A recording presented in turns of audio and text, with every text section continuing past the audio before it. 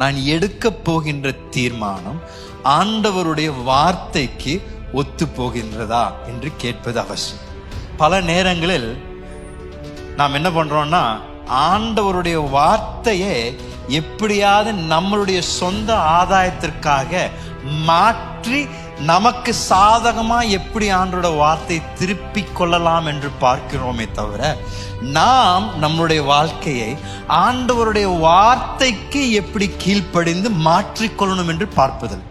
பலர் பல நேரத்தில் ஆண்டவர் எனக்கு இப்படி சொன்னார், ஆண்டவர் பேசினார் என்று கூச்சமில்லாம பேசுகிறார். இதுல ரொம்ப ஜாக்கிரதையா இருப்பது அவசியம். சும்மா எடுத்த உடனே ஆண்டவர் எனக்கு இதை சொன்னார், ஆண்டவர் எனக்கு வெளிப்படுத்தினார் என்று நம்மளுடைய சௌரியத்திற்காக தேவனுடைய வார்த்தையை பயன்படுத்துவதில் மிக ஜாக்கிரதையாக. தேவனுடைய வார்த்தையின் தரத்திற்கு தான் நம்மளுடைய வாழ்க்கையை மாற்றிக்கொள்ளணுமே தவிர, தேவனுடைய வார்த்தையை நம்மளுடைய வாழ்க்கையின் சௌரியத்திற்காக மாற்றிக்கொள்ளக்கூடாது.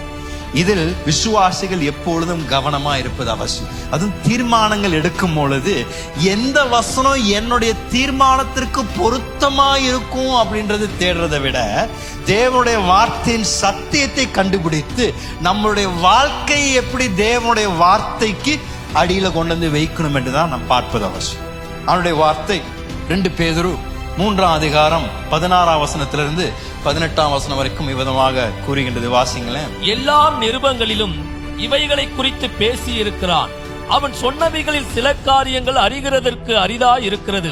கல்லாதவர்களும் உறுதியில்லாதவர்களும் மற்ற வேத வாக்கியங்களை புரட்டுகிறது போல தங்களுக்கு கேடு வரத்தக்கதாக இவைகளை புரட்டுகிறார்கள். ஆதலால் பிரியமானவர்களே, இவைகளை முன்னமே நீங்கள் அறிந்திருக்கிறபடியால் அக்கிரமக்காரருடைய வஞ்சகத்திலே நீங்கள் இழுப்புண்டு உங்கள் உறுதியிலிருந்து விலகி விழுந்து போகாதபடிக்கு எச்சரிக்கையாயிருந்து, நம்முடைய கர்த்தரும் இரட்சகருமாகிய இயேசு கிறிஸ்துவின் கிருபையிலும் அவரை அறிகிற அறிவிலும் வளருங்கள். அவருக்கு இப்பொழுதும் என்றென்றைக்கும் மகிமை உண்டாவதாக. ஆமென். ஆண்டவருடைய வார்த்தையை புரட்டக்கூடாது என்று ஆண்டவருடைய வார்த்தை நமக்கு எச்சரிக்கின்றது. என்ன எழுதப்பட்டிருக்கின்றதோ, என்ன சத்தியமோ அதற்கு ஏற்ற விதத்தில் உங்களுடைய வாழ்க்கையும் உங்களுடைய தீர்மானங்களும் எப்பொழுதும் அடங்கி இருப்பது அவசியம்.